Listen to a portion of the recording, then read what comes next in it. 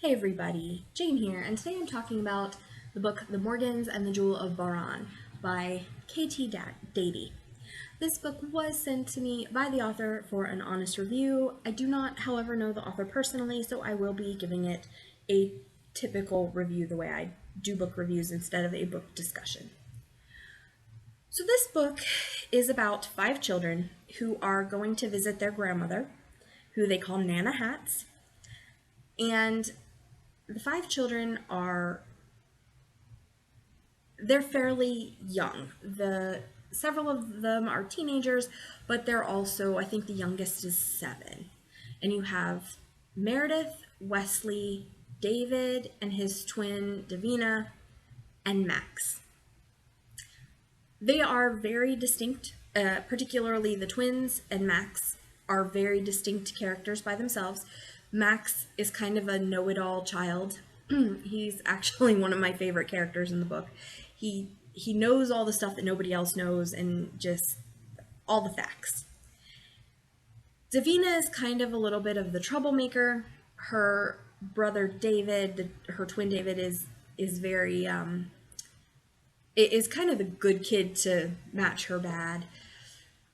I didn't necessarily feel like the 2 older children got as well developed as the youngest ones, but I also felt like it was more the younger one's story. So these kids, even though because Davina is kind of the main character in an odd kind of way. She's kind of the leader, I guess, in this. So while the kids are visiting Nana Hats, Davina finds a room and finds this stone that does weird things. It causes it to look like the sky is turning red, among other things. The next day, all the children go to check out this stone and are transported into a magical new world where they are given a quest. The Jewel of Baran has been taken by the bad guy and it needs to be returned to the dragon. So this is very much a Narnia-esque story, I would say.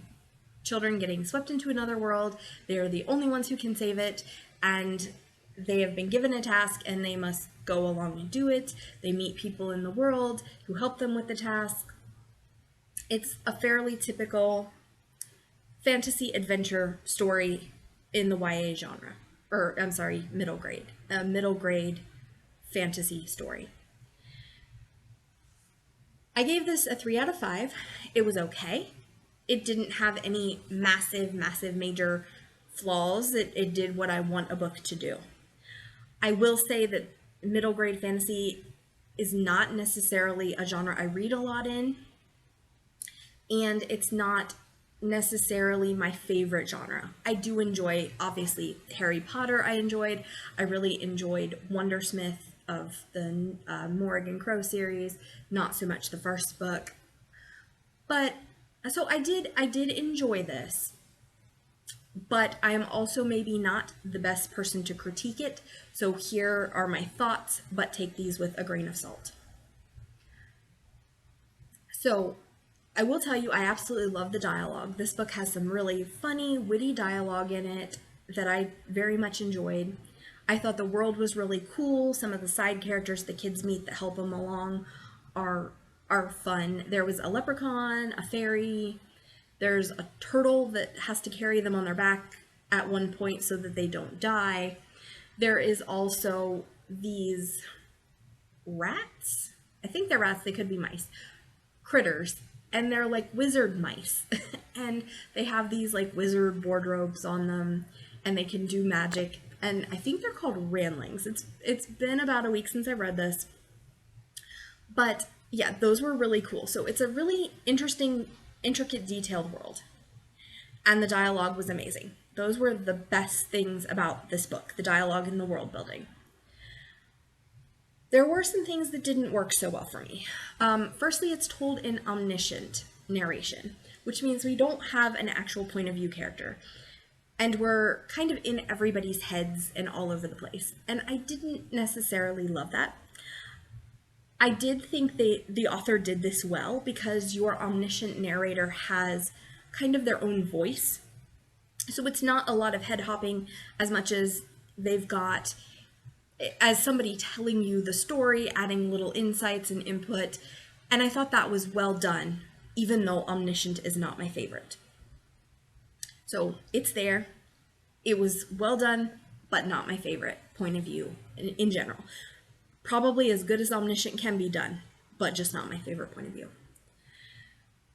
Now, since we're talking about the writing itself, I did enjoy the dialogue a lot, and I did enjoy the narrative voice.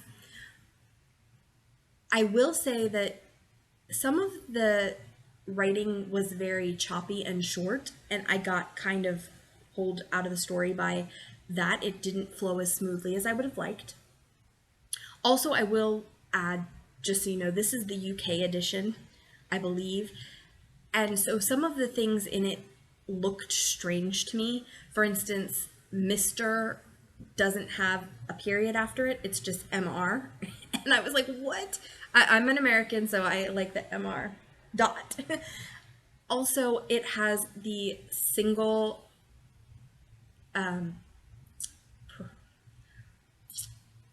instead of a double, a single to indicate dialogue.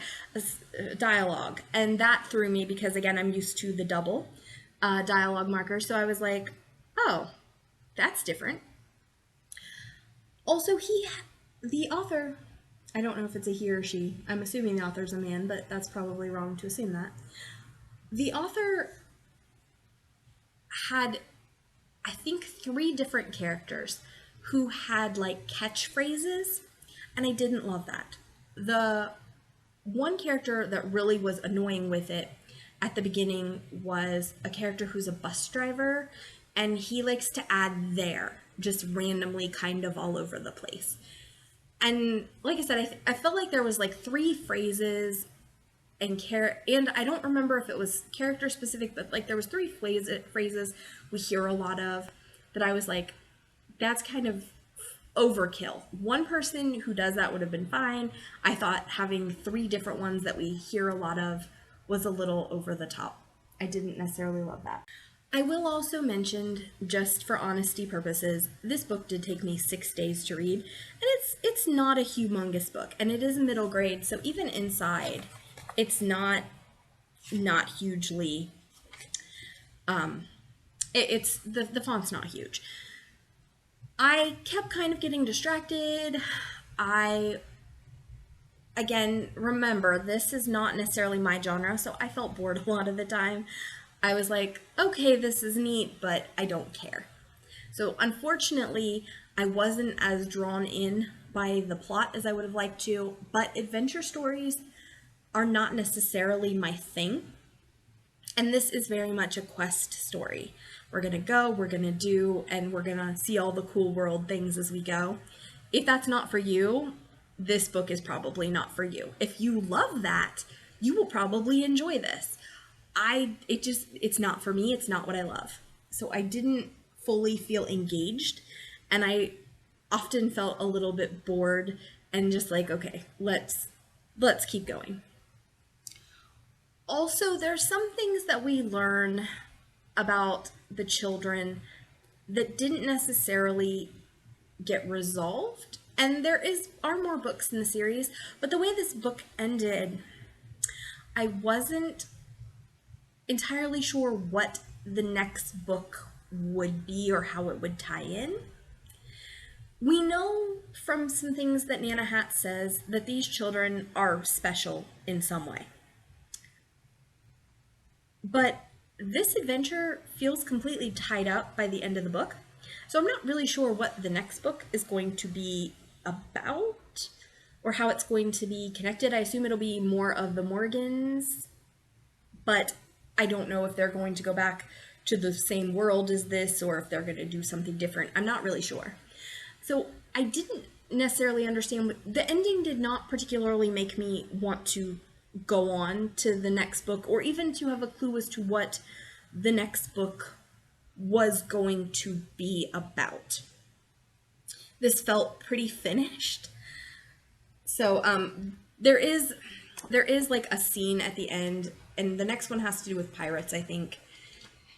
uh, the Morgans and the Legend of Bloodbeard. So there is a scene at the end that kind of gives you an impression of what the next one is going to be about, but I guess what I'm saying very poorly is it didn't feel like it was super interconnected to the next sequel to make me go like, okay, I need to go see that. However, I do like pirates, so I might enjoy the next one even better than this one. Because, like I said, this one was fine. It was not quite for me because it's just an adventure questing story. But the next one has pirates, so maybe. I also just felt like there was some things that happened that weren't as foreshadowed as they could have been, or I missed the foreshadowing, especially when we get to the climactic scenes. There's some things that I was like, oh, didn't realize that was an issue. Did I miss that early on in the book? So like the different characters have weaknesses, particularly like Max's weakness.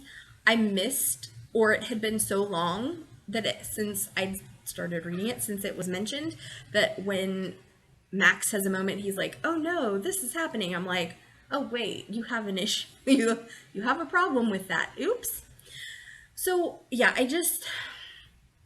if you like middle grade adventure questing stories, this is a cool world. It was neat. It was fine. Not really my thing. But I do want to throw out it was well written as far as the plot made sense. The characters were developed, and the next book has pirates in it, it seems. So give it a try if that's something that sounds good to you. I did have a good time with it.